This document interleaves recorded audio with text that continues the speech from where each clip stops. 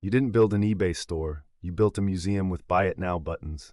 You priced everything like it was valuable, and the market responded with silence. At first it felt productive. You found the item, you cleaned it up, you took the photos, you wrote the title, you picked a price, you hit list, and for a few hours it felt like the business had started. A few impressions came in, a couple views, maybe even a watcher. So you thought, okay, people are interested. But then nothing happened. One day passed, then a week, then 3 weeks. Still active, still sitting, still not sold. And now your store feels dead. Not because you have no listings, because the listings are not moving. That is when you realize something uncomfortable. You might not have inventory, you might have a pile of delayed decisions, and the first real level of eBay is learning the difference. Level 1, the active listing believer. This is where almost every new seller starts. You find an item, you search eBay, you see someone has the same item listed for $50, and immediately your brain says, mine is worth $50. Same brand, same item, same platform, so you price yours at $49.99 and feel reasonable. Maybe you even think you're being competitive, but this is the trap. Active listings do not show you what buyers paid. They show you what sellers are asking. That is a completely different thing. A seller can list a $20 item for $80. That does not make the item worth $80. It only proves someone is willing to ask for $80. The market was never telling you, this is worth $50. Another seller was telling you, I hope this is worth $50. That is not research. That is borrowing someone else's hope. Active listings show asking prices. Sold comps show buyer behavior. Listed is not the same as sold. Level 2, the hopeful pricer. Now you start pricing high on purpose. Not because the evidence says it will sell there, because you don't want to leave money on the table. You tell yourself, I'll start high, I can always lower it later. And that sounds logical. It feels safe. It feels like control. But most of the time, it is not strategy. It is fear wearing a business costume. Because what you are really saying is, I don't know what it's worth, so I'm going to pick the number I like best.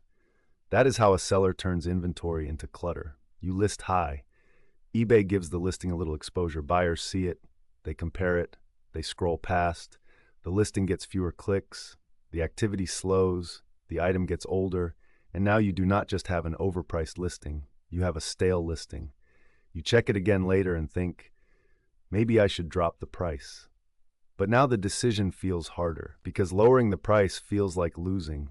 But it is not losing. It is correcting. The market did not insult you. It corrected you.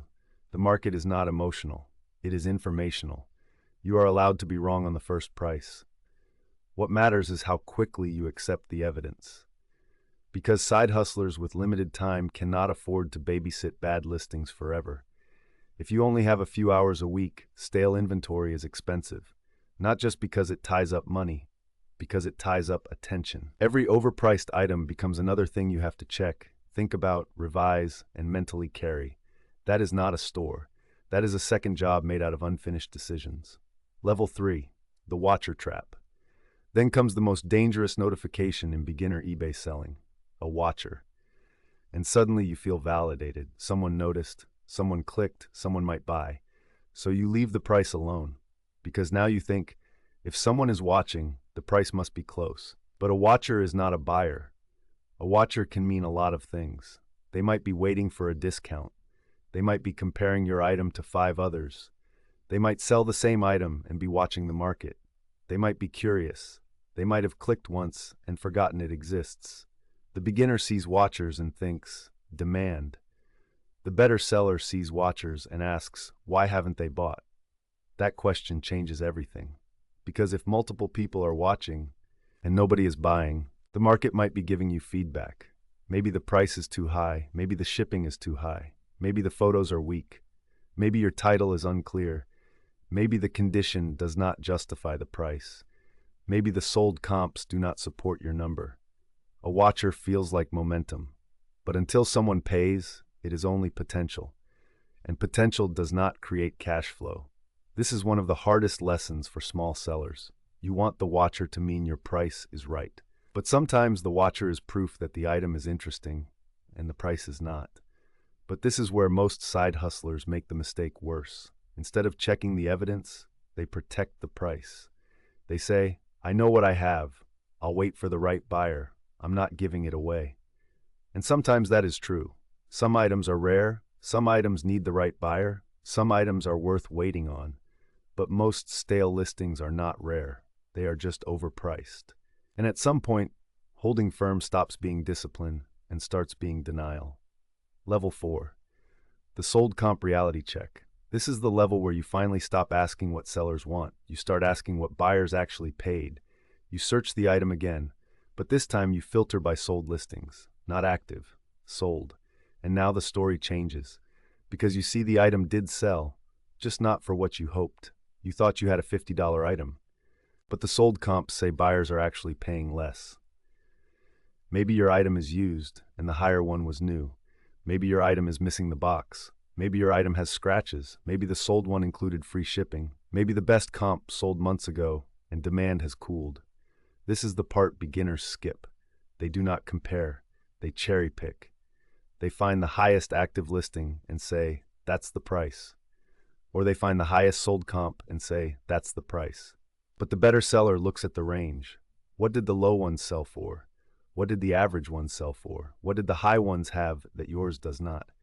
Was the high sale new in box? Was it a bundle? Was shipping included? Was the condition better? Was the photo better? Was it actually the same model? Sold comps are not magic. They are evidence. And evidence only helps if you are honest enough to read it. Do not price from the highest comp. Price from the most comparable comp. Now you start making better decisions. If the sold comps are strong and recent, you can price confidently. If the sold comps are weak, you price to move.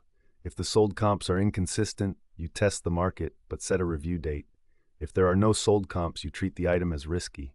That is where you become more dangerous as a seller. Not because you know everything, because you stop pretending. Level 5. The seller, not the collector. At this level, your identity changes.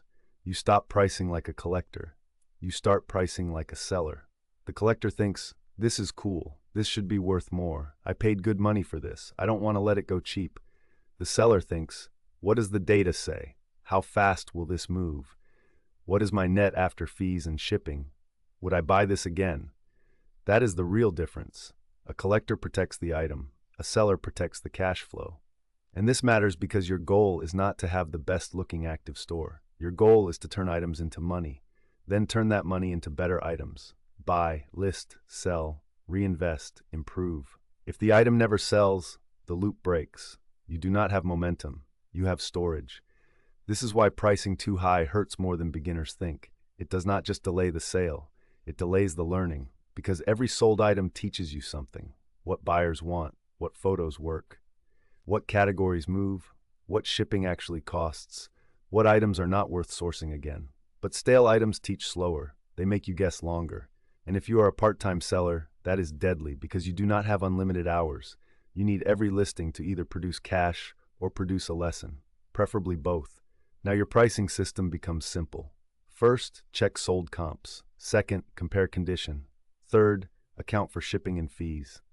Fourth, choose the strategy. Move fast, market price, hold firm, bundle, or skip. This is how you stop treating every item like a personal negotiation. You are not trying to win an argument with the buyer. You are trying to make a good business decision. The beginner asks, how much can I get? The better seller asks, what have buyers already proven they will pay? That one question changes everything.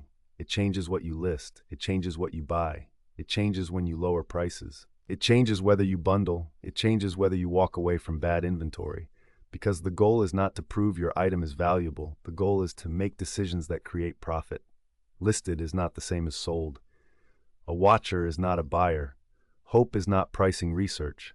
Price from evidence, not attachment. You priced like a collector. Now you have to learn to price like a seller. And once you fix pricing, the next mistake is waiting right behind it. Shipping. Because even after you price the item right, shipping can still take the profit.